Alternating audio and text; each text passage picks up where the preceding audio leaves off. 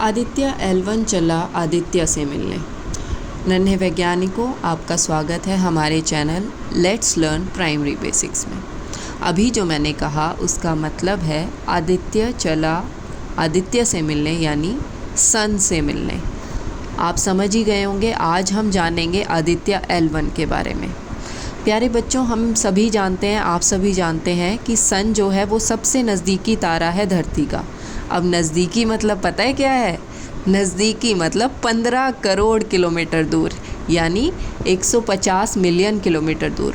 इस नज़दीकी तारे से जानते हो, रोशनी 8.3 मिनट्स में धरती तक पहुंचती है। और यह नज़दीकी तारा सूर्य पृथ्वी से 109 गुना बड़ा है। मतलब 109 धरती मिलेंगी तो साइज़ में एक सूरज यानी आदित्य बनेगा। इन्हीं सूर्यदेव के बारे में जानने के लिए लॉन्च किया भारत का पहला सौर mission Aditya L1 mission. Aditya L1 mission को इसरो द्वारा 2 सितंबर 2023 को दोपहर 11:50 पर लॉन्च किया गया। इसके लिए इसरो का सबसे शक्तिशाली रॉकेट PSLV XL का इस्तेमाल किया गया। और इस पूरे प्रकरण में, इस पूरी लॉन्चिंग में और इस पूरे प्रोजेक्ट में जो खर्च आया, जो बजट था, वो था 400 करोड़ रुपए का। अच्छा, अब आप पूछेंगे ये कहाँ से लॉन्च किया गया? तो मैं कहूँगी वहीं जहाँ कोई आता जाता नहीं। मजाक कर रही हूँ। आदित्य L1 लॉन्च किया गया आंध्र प्रदेश के श्रीहरिकोटा के Satish Dhawan space research centre से।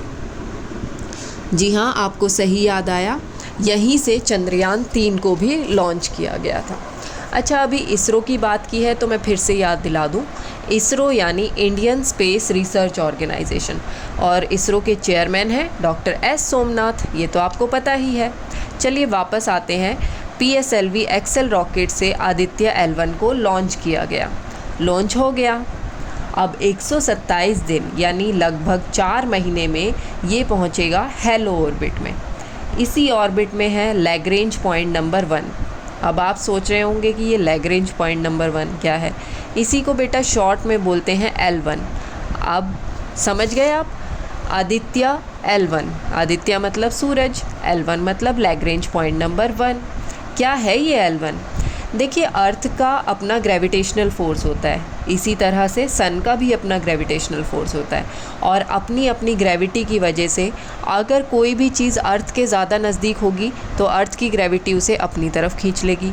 अगर कोई भी चीज़ सन के ज़्यादा नज़दीक होगी तो सन की ग्रेविटी उसे अपनी तरफ खींच लेगी।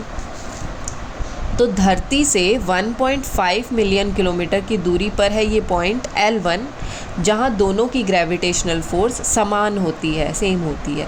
यहीं पहुंचकर हमारा आदित्य L1 आदित्य यानी सूर्यदेव की स्टडी करेगा। एक स्पेशल बात ये भी है कि इस पॉइंट पर ना तो सूर्य ग्रहण और ना ही चंद्र ग्रहण का सामना करना पड़ेगा आदित्य हो। तो निहारने के लिए यानी देखने में और अध्ययन करने में आसानी होगी आदित्य L1 को।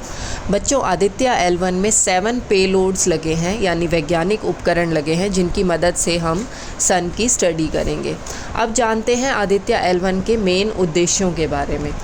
मेन ऑब्जेक्टिव्स क्या हैं? सबसे पहला, आप सभी जानते हैं कि सूरज की स्टडी करना, वहाँ के वातावरण को स्टडी करना, वायुमंडल को स्टडी करना, इसका मेन ऑब्जेक्टिव है। सूर्य के किनारे पर होने वाली हीटिंग का पता लगाएगा। पृथ्वी पर सूरज की किरणों से मौसम पर पड़ने वाले असर का पता लगाना है। सूर्य के किनारों पर उठने वाले तूफ़ानों की स्पीड और टेम्परेचर के पैटर्न को समझेगा। और भी बहुत सारे साइंटिफिक स्टडीज़ सूर्य के बारे में आदित्य L1 करेगा। तो ये सभी थे मेन ऑब्जेक्टिव्स आदित्य L1 को लॉन्च करने के। बच्चों, बड़े ही गर्व की बात है कि भारत ने चंद्रयान 3 की सफलता और कुशल सॉफ्ट लैंडिंग के बाद अपना पहला सौर मिशन आदित्य L1 के रूप में लॉन्च किया। गर्व है उन महान वैज्ञानिकों की मेहनत पर जो दिन रात लगे हैं अंतरिक्ष के अनगिनत रहस्यों का पता लगाने में।